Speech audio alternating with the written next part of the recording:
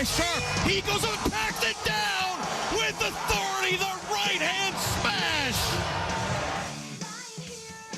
Travis Demers on the call as Shadeon Sharpe snatched some souls yesterday in Washington, D.C. That, too, of his career-high 36 points en route to a Trailblazers 129-121 victory over the Wizards. Shadeon Sharpe, 36 points, 8 rebounds, 5 assists, a steal, and a block in 33 minutes of play. Easy to say, best game of his career. Easy. And it started the second he hit the floor. He checks in at his normal time, halfway through the first quarter, coming off the bench. The first thing he does, and this is something we've talked about really all week, his aggressiveness. He turns the corner on the DHO, and instead of settling, instead of stopping and assessing, he gets downhill and attacks the rim immediately, gets right to the free throw line. It is the first thing that he does. It is aggressive, it is downhill, and it is exactly what everyone has been begging to see from Shadeon Sharpe.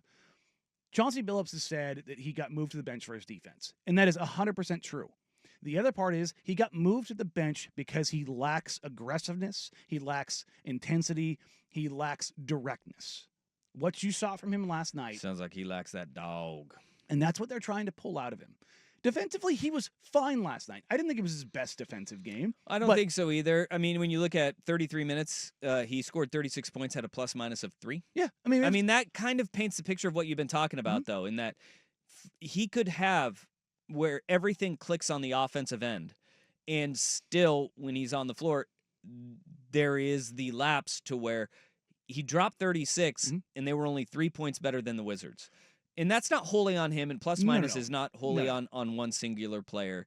But that kind of paints the picture of that was perfection in what you exactly want from him on the offensive end of the floor, and even like respectability in an effort standpoint, but the lapses still allow for big creation to happen for the other team. The thing about Shadeon last night, when you're talking about the intensity, the dunk is fantastic. That's the cherry on top.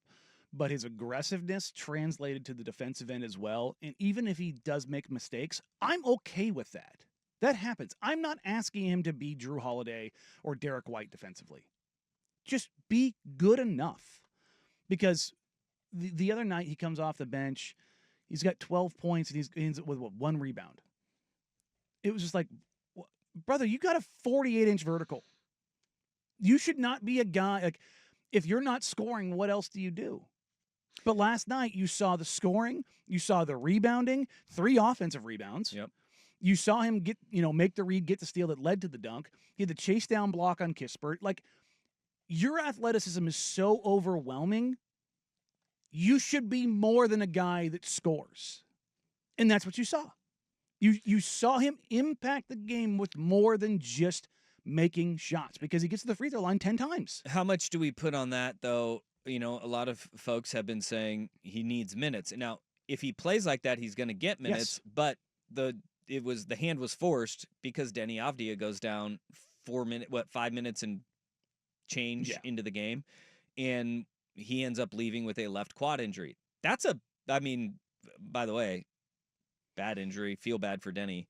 But in his return home, yeah. That sucks, but it's also maybe kind of what this team needs, especially as you enter the hard part of this stretch. You talk about natural shutdowns of guys. Yeah. It doesn't get more natural than that. No, and for Shadeon, here's the thing, and I have said this, and I absolutely believe it. If Shadeon, you can say that it came like a perfect circumstances because Denny does leave the game and it allows for more opportunity. If Shadeon has these kind of games, and I'm not just talking about the scoring. If he's playing the right way with the right mindset, the effort, he's going to get the opportunity. The second that doesn't happen, I will absolutely call it out. It hasn't happened this year since he's been moved to the bench. There hasn't been a night where Shadeon had it going and you went, why isn't Shadeon Sharpe out there? Because when he's going, he gets the opportunity. There is a 1-to-1 correlation. Yeah. The same thing with Scoot Henderson, the same thing with Toumani Camara, the same thing with Denny Avdia. And we're like, well, Jeremy gets more leash. Yes, he does. Ant gets more leash. Yes, he does. DeAndre Ayton gets more leash. Yes, he does. Should Jeremy have that leash though? Now at this point in the year, Yes. I mean, he played 37 minutes. He was not good last night. I mean, he wasn't. Hasn't been good for a bit. He wasn't an abomination, but and his impact was more on the defensive end of the floor, which people don't really care about when they're just watching. But yes. you should care about it. But again, at this point in the year, why not open it up for more run for other guys, especially because the minutes don't matter. The mentality matters. That is the most important thing. Because the minutes are the minutes, and everybody thinks that's where you get development. That's not where you get development. It's just not. Where you get development is when you do it the right way, and we've seen it directly with Tumani Kamara and Scoot Henderson over the past year. So are there those questions though? If you were gonna slide in, I don't know whether it is Chris Murray or Jabari Walker or whomever it will be to slide in for Jeremy Grant. Are you missing a guy who's gonna have that effort and that want to? Well, those two guys are always going to come correct. I thought. Well, I know, but that's where those minutes would come from. And at this point in the year, we're seeing a team win games that is not beneficial. Development should be and we've talked about this. The main thing of this year was development. Those guys you could get developmental minutes with. I don't like saying this because it's not really fair to those guys, but they aren't at the level of Shadeon. I mean, it's just factually. I'm not talking about Shadeon. I'm talking about but I'm saying, and you're not questioning those guys' effort or mentality or toughness or requisite intensity or any of those things. I thought Chris was incredible last night. They don't win that game without Chris last night. Yeah, it was agreed. He was fantastic. Looking at that, those guys, they're more your journeymen. You know what you're going to get out of them. Maybe Chris has another gear. I think, Chris, you could definitely look at a guy as possibly having another gear. Jabari has some natural limitations because he's a 6'7" center. And it's just kind of one of those things. Chris could be a guy I could see moving up to 6, 7, 8 in a rotation if everything kind of hits right. I think we're talking about two different things. Because right now... Well, you're talking about getting those guys minutes and basically sitting Jeremy down, right? Yeah. And that's what I'm saying. I don't think that's something that they're prioritizing with those guys. I think the thing that they're prioritizing, particularly when it comes to Shadeon, is not the minutes. It is what he does with the minutes that he has. Sure. It is something that they have shown with every one of their young guys. If you come correct... the level of in the level of responsibility that you have, and that's the thing.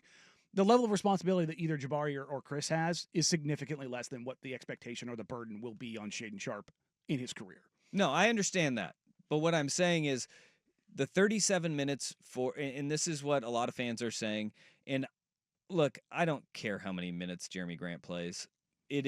Results are the biggest thing right now. And right now, the Blazers, there's now reports out from some of the draft nicks saying, look, the way that we've kind of been going through this evaluation process, once you get outside of the top 6 in this draft, it's turning more and more into a wasteland. It's a project group, and it's a pick your project. And that's what the Blazers have played themselves into. They can't afford to have another project. And that's where I go, results at the final buzzer probably mean they should start meaning something, and it shouldn't be wins that they're prioritizing right now, because you're seeing teams the bottom is falling out, and there's more and more of a possibility the Blazers do not land in those top 6, and then you're sitting there going, oh boy, where do they go now? Because that just kind of kicks the can down the road another year. When I look at this, the more and more I look at their draft positioning, because I do think that they should have looked at shutting guys down. Yeah, that's you and I have talked about this. They're not going to. And while I disagree with it, I look at it and go, that draft pick. The more and more I think about it, the more and more I wonder if they have something lined up to attach that to other stuff and make a move. So attach the draft pick. Attach the draft pick to players or other capital to make a move in the offseason. So your winning games would be better for them now because they're going to just trade it away. Yeah.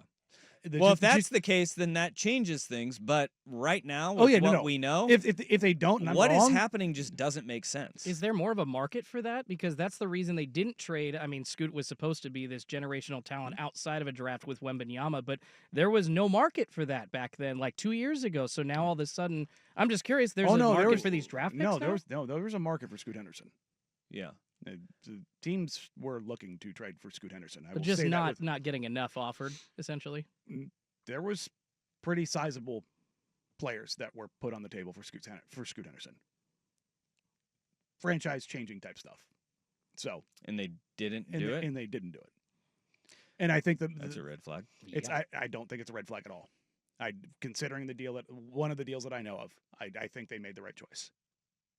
When you say they're franchise-changing players, obviously but you're saying I don't really follow. If there's a franchise-changing player that comes in, dealing Scoot would have made sense.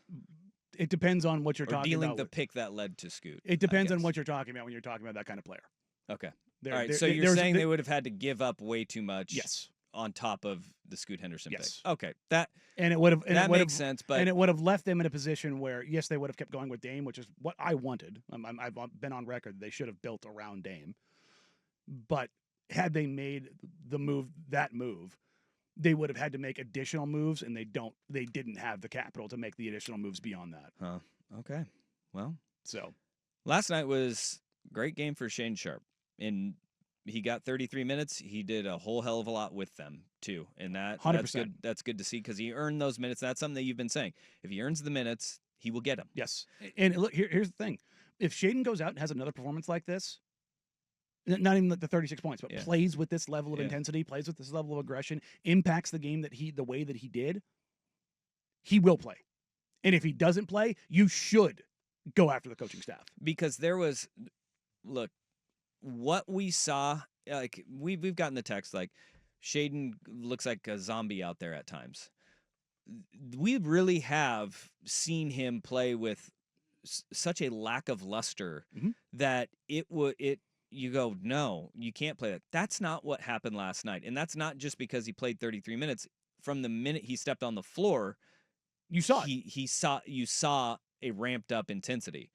Now you need to start seeing it against the non-Wizards of the Hornets. world. The last two times he's looked good have been against the two worst teams in basketball. You have 3 games on this road trip against Boston, against Cleveland, and against Oklahoma City. You don't want a guy who just feasts on the weak. You want a guy who can go out and do it against you don't the good have teams to have too. a great performance in order for it to count. Yeah. You just need to come correct. All right. That's the thing. Is like when I look at his box score, the 36 points is great. The 10 free throw attempts, love it. 8 rebounds, love it. Like those are the things that I want. Like those are markers and indicators of coming with the requisite level of intensity. Yeah. And as long as that's there, you have bad shooting nights. Yeah. Like those you can't control ball going in hoop, but you can control how you play.